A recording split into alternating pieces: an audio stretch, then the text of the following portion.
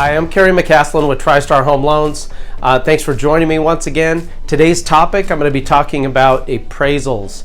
I've been wanting to talk about that for quite a while because we've got some updates that I'd like to bring up that we've been seeing in the last year. But before we get started, please make sure that you look some of my old videos if you're interested, and those are on YouTube. You can follow me on Instagram. You can also check out our TriStar Home Loans Facebook page. Okay, let's talk about probably the biggest question out there for appraisals, and that would be, how does the appraiser actually come up with the value of the property? Residential certified licensed appraisers use the sales comparison approach when they come up with the value of the subject property. Sales comparison approach is where the appraiser uses their databases and they come up with comparable properties to use in a formula to come up with the final value of our property. When I say comparable, they're utilizing three main criteria when choosing comparables, or what we call most of the time comps. The three criteria are likeness to our subject property.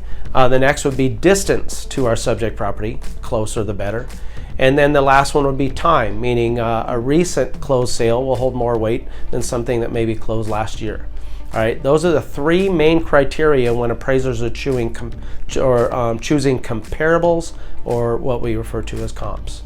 Once they have the comparables chosen, they'll implement those into their software, and they'll utilize certain adjustments. So they'll either adjust comparables up or down to get them really like our property, and then it becomes almost like a math equation to come up with averages and determine the final value of our subject property. And you'll see that even on a 30 to 40 page appraisal, there's a lot of data in there, but the nitty gritty of it is probably on 2 pages. Everything that we just talked about, the comparables and the adjustments on those, there's probably 2 pages on that. If you ever want to nerd out on appraisals, just give me a call and I'll talk to you about that stuff. Square footage is not the main criteria. That's a big misconception on appraisals. There's a lot more that goes into it. So now let's talk about when an appraisal is actually needed.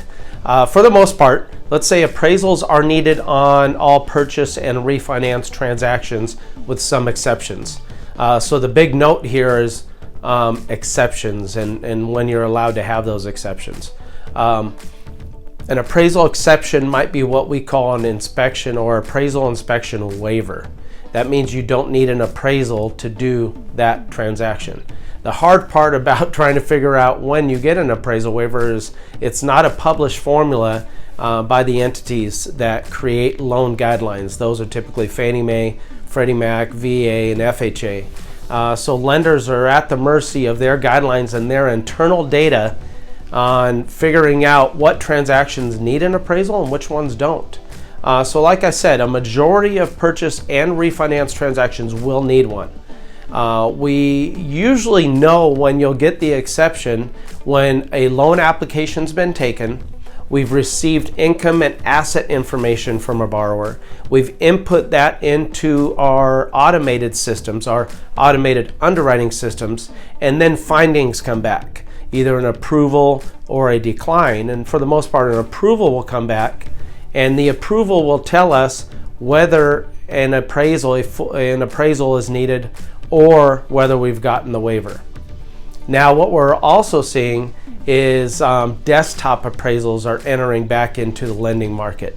A desktop appraisal is essentially still done by an appraiser, but they're utilizing just the public data, and they're using other technological tools to determine the value of the property without actually going out and inspecting the property.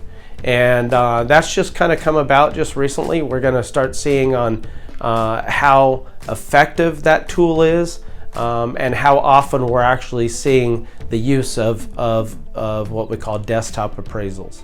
All right, so that's a wrap as far as general information about appraisals. I know we just kind of touched the surface on it right there.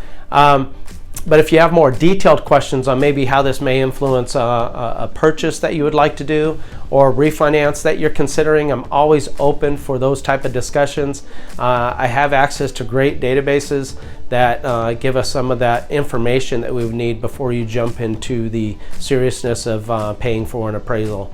And those are always free of charge when we have those conversations, and I love talking about that detailed stuff. I kind of nerd out on that stuff. But until next time, I'm Cary McCaslin with TriStar Home Loans. Take care.